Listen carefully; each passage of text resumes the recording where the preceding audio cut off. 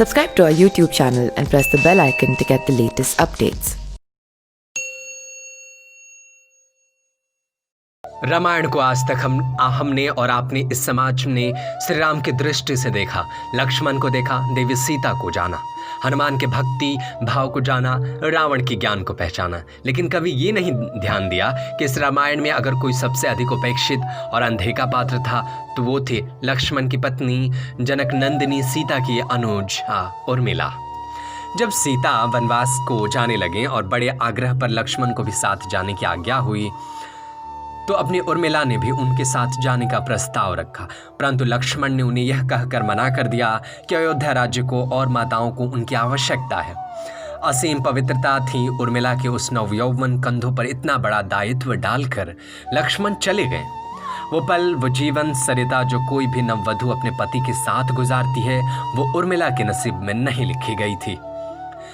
पवित्रता स्त्री ने जीवन के चंचल पड़ाव पर भी अपने पति से दूर रहने पर लेश मात्र भी किसी और का ध्यान नहीं किया। यह उर्मिला का अखंड पवित्र धर्म था। उर्मिला का अवर्णित, अचर्चित, अघोषित महानता थी।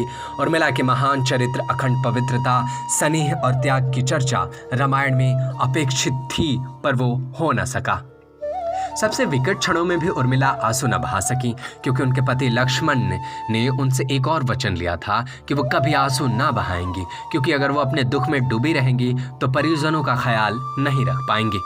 यह कोई कल्पना कर सकता है, अपने पति को 14 सालों के लिए दूर जाने देना और उसकी विदाई पर आंसू भी न बहाना किसी नवविवाहिता के लिए कितना कष्टकारी हो सकता है। कितना हृदय विदारक पल था जब परम पूजनीय महाराजा दशरथ स्वर्ग सिधार गए, पर वचन के सम्मान रखने के लिए उर्मिला तब भी न रोईं। पति के लिए पिता को क्या इनकार। महाराजा जनक अपनी पुत्री मायके अर्थात मिथिला ले जाना चाहते थे ताकि माँ और सखियों के सानिध्य में उर्मिला का पति वियोग का दुख कुछ कम हो सके, परंतु उर्मिला ने मिथिला जाने से सादर इनकार कर दिया, वो कहते हुए कि जब पति के परिजनों के साथ रहना और दुख में उनका साथ न छोड़ना ही उनका धर्म है। बहुत से लोग इस बात से परिचित हैं कि अपने वनवास के दौरान भाई और भाभी की सेवा करने के लिए लक्ष्मण पूरे 14 साल तक नहीं सोए थे। उनके स्थान पर पत्नी उर्मिला दिन और रात सोती रहीं। लेकिन यह बात बहुत कम लोग जानते हैं कि रावण के बेटे मेघनाद को यह वरदान प्राप्त था कि जो इंसान 14 वर्षों तक नहीं सोया वो केवल वही उसे हरा सकता है।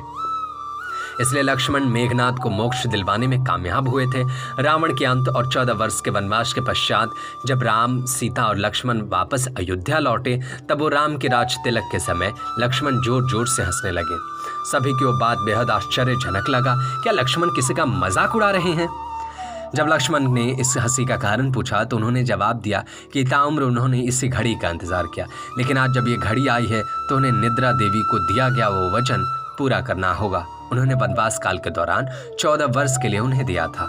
लक्ष्मण ने नहीं देखा भगवान राम का राज तिलक। दरअसल निद्रा ने उनसे कहा था कि 14 वर्ष के लिए उन्हें परेशानी नहीं करेंगी और उनका की पत्नी उर्मिला उनके स्थान पर सोएंगी।